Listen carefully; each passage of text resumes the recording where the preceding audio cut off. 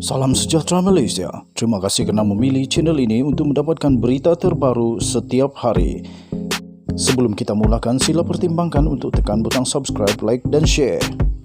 Sila juga tinggalkan komen untuk penambahbaikan pada video-video yang akan datang.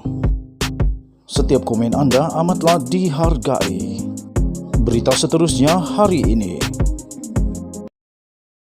Pada November tahun lalu, Menteri Kewangan ketika ini diberi taklimat tentang kes cukai ini di mana beliau datang berbincang dengan saya untuk bertanya mengapa saya berkeras mahukan pengeluaran KWSP. Selepas beliau dapat tahu tentang dermaan negara asing dan dana dipulangkan 4 bulan kemudian dikenakan cukai, beliau pergi ke LHDN dan meminta agensi itu berbincang dengan saya untuk jalan penyelesaian. Bagaimanapun minggu lepas, beliau diberitahu oleh bosnya untuk tidak lagi terlibat dengan kes cukai ini dan diserahkan kepada bosnya. Tiba-tiba rundingan dihentikan dan notis bankrupt ini diserahkan kepada saya. Saya yakin masa notis muflis ini adalah berkaitan dengan 3 isu. Nombor 1, undian dijalankan penyelidikan. UUM dan utusan TV melibatkan 60,000 responden menunjukkan yang saya adalah Perdana Menteri pilihan bagi PRU15 dengan separuh dari undian. Manakala PM pada masa ini jauh di belakang dan hanya menduduki tempat keempat. BN pula gabungan pilihan pertama dalam undian manakala PN di tempat tercorot. Nombor 2, keputusan PAU UMNO untuk tidak bekerjasama dengan Bersatu PN ketika PRU15. Nombor 3, kesimpulan terkini kes pelupusan harta di mana pendakwa raya gagal membuktikan barangan dan wang yang disita diperolehi daripada dana 1MDB. Malah hakim turut menolak afidavit pendakwa raya yang dikemukakan pada saat akhir. Hakim dijangka akan membuat keputusan untuk kes ini bulan depan. Nombor 4, bermulanya rayuan kes SRC International di mana kami mempunyai 307 alasan kukuh mengapa hakim tidak berpengalaman yang tidak memiliki pengalaman kendali kes jenayah dan tiba-tiba dipindahkan dari Mahkamah Sivil menggantikan hakim jenayah berpengalaman selepas perbicaraan bermula membuat keputusan salah dengan mensabitkan saya. Peguam saya yakin saya mempunyai peluang yang baik dalam rayuan ini. Apatah lagi ahli keluarga salah seorang saksi pendakwaan didapati menerima ratusan juta dari Jolo selepas sabitan saya. Apakah kesan akibat dari notis bankrupt ini? Nombor 1, saya akan kehilangan status ahli Parlimen Pekan dan pilihan raya kecil akan diadakan. Nombor 2, saya tidak lagi layak untuk bertanding dalam pemilihan parti dan pilihan raya. Nombor 3, saya akan kehilangan semua wang simpanan yang saya kumpulkan semasa bekerja dalam perkhidmatan kerajaan di mana ia sekarang digunakan untuk menyerah hidup dan membayar peguam saya. Bagaimana saya nak membela diri dan membersihkan nama saya dalam kes-kes mahkamah jika saya dibankruptkan? Akaun bank saya dibeku, pendapatan dari jawatan ahli parlimen dihentikan dan akibatnya saya tidak dapat mengupah peguam bela. Nombor 4, saya tidak akan mempunyai wang lagi untuk bayar fee peguam saya bagi menjalankan tugas pembelaan di mahkamah. Nombor 5, saya tidak akan terima kembali barangan dan wang yang disita biarpun saya menang kes itu. Melihat ke depan, saya tidak akan tunduk kepada individu yang menyalahgunakan undang-undang negara ini untuk menzalimi saya atas dasar politik dan ketamakan untuk berpaut pada kuasa. Nombor 2, saya akan terus berusaha demi rakyat Malaysia. Nombor 3, saya telah meminta peguam untuk mendapatkan perintah penangguhan hukuman. Saya juga dengan rendah diri meminta semua akaunten cukai, peguam percukaian dan NGO untuk meneliti kes percukaian ini bagi memberi pandangan sama ada ia mempunyai merit atau sebaliknya. Tidak ramai yang mengetahui terutamanya di kalangan mereka yang masih cuba untuk terus menggertak dan mengugut saya bahawa pengalaman yang saya lalui dari hari ke hari sejak 3 tahun lalu telah menjadikan saya lebih kuat dalam mendepani cabaran seperti ini.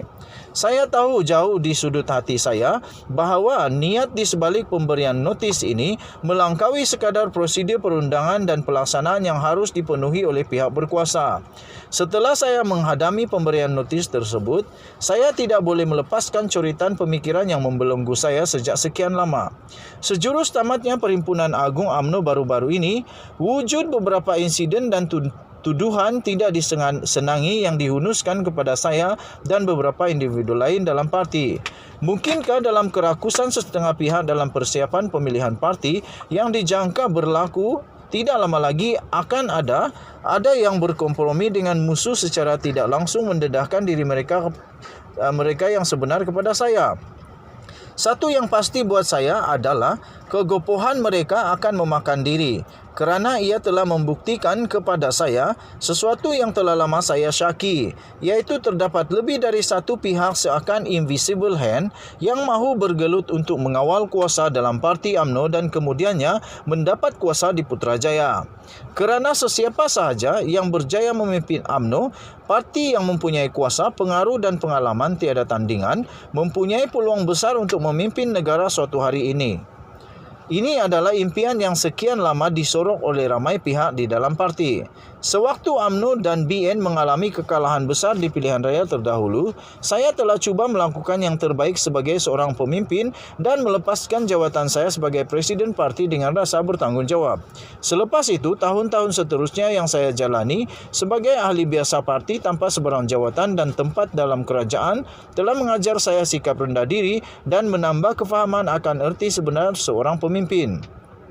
Kefahaman ini membuahkan kearifan yang membolehkan saya melihat dengan jelas setelah sekian lama dan membezakan di antara musuh dan rakan dalam selimut, menerima kenyataan hidup saya sekarang dan menguatkan iman untuk mendepani cabaran akan datang, meneruskan perjuangan untuk menembus maruah dan kekilafan terdahulu sewaktu saya memimpin negara dan parti, bukan sahaja untuk meyakinkan diri saya, tetapi untuk parti yang amat saya sayangi dan ahli-ahlinya yang layak mendapat kepimpinan terbaik.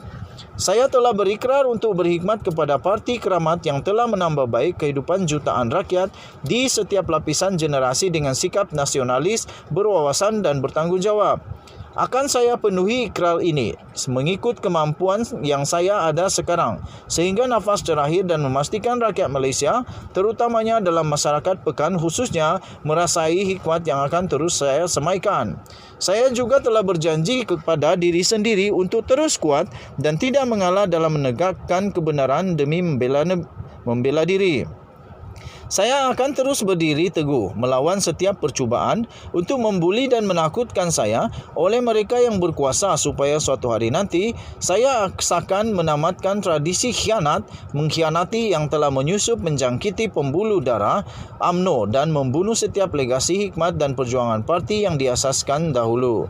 Jika mereka yang bersubahat ini telah lupa atau tidak sedar, saya ingatkan semula mereka bahawa kesombongan UMNO tidak lama dahulu ditundukkan oleh rakyat.